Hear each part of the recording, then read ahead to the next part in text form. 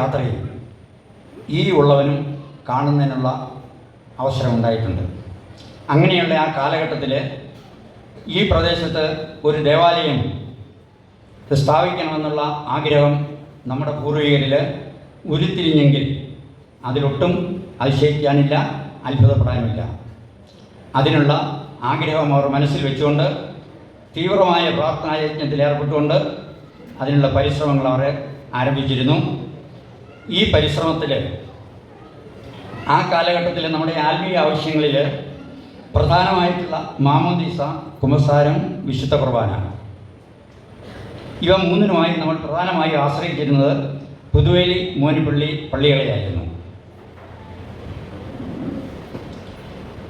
ഈ സന്ദർഭത്തിൽ വിവാഹം, മൃതസംസ്കാരം എന്നീ ആവശ്യങ്ങൾക്ക് മുത്തോലവരത്തേക്കുള്ള യാത്രയുടെ കാഠിന്യം ഞാൻ നേരത്തെ സൂചിപ്പിച്ചു. അത് വിശ്വാസികളെ ഇവിടുത്തെ ദേവാലയത്തിൻ്റെ സ്ഥാപനത്തിന് പ്രേരിപ്പിച്ചു കൊണ്ടുവരുന്നു. ഈ പ്രവർത്തനത്തിൽ ആദ്യമായി രംഗത്ത് വരുന്നത് ദീർഘകാലം മോനിപ്പള്ളി പള്ളിയുടെ വികാരിയായിരുന്ന മോനിപ്പള്ളി ഇടവക്കാരനായ നിരവധി ബഹുമാനപ്പെട്ട മത്തായി അച്ഛനാണ്, മാത്യു അച്ഛൻ. 1931 ഈ ഇടവക്കാരനായ ബഹുമാനപ്പെട്ട ഫിലിപ്പ് ഇരട്ടമാക്കി അച്ഛൻ്റെ സമകാലികരായിട്ടുള്ള യുവാക്കളെയെല്ലാം സംഘടിപ്പിച്ചുകൊണ്ട് അദ്ദേഹം ഈ പ്രദേശത്തുള്ള അറിയാൻ പുത്തമ്പരിയിൽ ആഗസ്തിയുടെ വകയായ പുല്ലമ്പറപ്പാറയിൽ അദ്ദേഹത്തിൻ്റെ സമ്മതത്തോടു കൂടി തന്നെ വെട്ടുകൊല്ലുകൊണ്ട് 40 അടി നീളവും 20 അടി വീതിയുമുള്ള ഒരു തറ തീർക്കുകയുണ്ടായി. ഭാവിയിൽ ഒരു ദേവാലയം എന്നുള്ള ഒരു സങ്കല്പമായിരുന്നു അന്നത്തെ യുവതലമുറയ്ക്ക് ഉണ്ടായിരുന്നത്. ഓർമ്മദിനം അഥവാ ദുഃഖാന തിരുനാൾ ഓരോ ക്രൈസ്തവനെയും സംബന്ധിച്ച് ഏറെ ഓർമ്മകൾ സമ്മാനിക്കുന്ന ഒരു ദിനം. വിശുദ്ധ എന്റെ ദൈവമേ എന്ന മഹത്തായ വിശ്വാസ ഭാഷ്യം ലോകത്തിന് സമ്മാനിച്ച തോമാശ്ലീഹയെ പറ്റി പറയുവാനാണ് ഞാൻ ആഗ്രഹിക്കുന്നത്.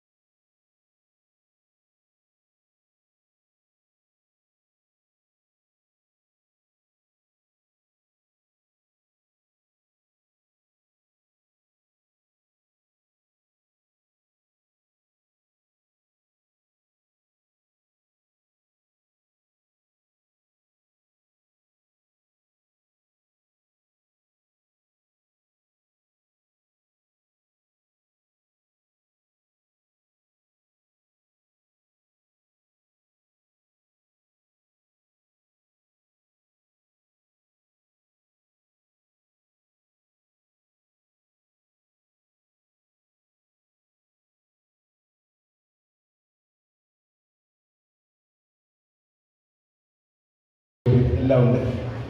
അപ്പോൾ ആ പൂർവികരെ അവരുടെ പ്രയത്നങ്ങളെ സ്മരിക്കുന്നു. അവർ ദൈവസന്നിധിയിൽ നമുക്ക് വേണ്ടി മധ്യസ്ഥം വഹിക്കുന്നുവെന്ന് വിശ്വസിക്കുന്നു. അവർക്ക് നിങ്ങളുടെ എല്ലാവരുടെയും നന്ദി പറയുകയാണ്.